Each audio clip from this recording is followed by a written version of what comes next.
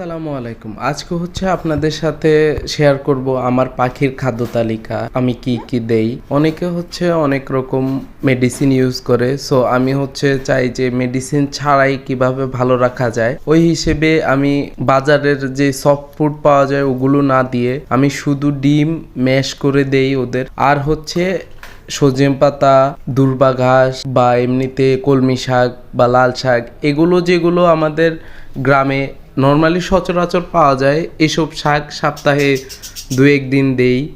এছাড়া ডিমটা হচ্ছে আমি 2-1 দিন পরে পরেই দেওয়ার চেষ্টা করি। মাশাল্লাহ আমার পাখি ভালো আছে এবং ভালো ব্রিডিং করতেছে।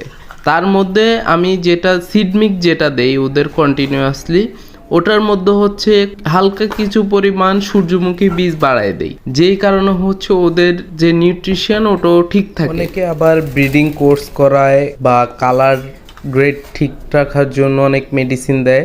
আমি আসলে এসব কিছুই ইউজ করি না। আমার এখানে অর্গানিকভাবে যা হয়, বাচ্চার কালার যেমন হয় আলহামদুলিল্লাহ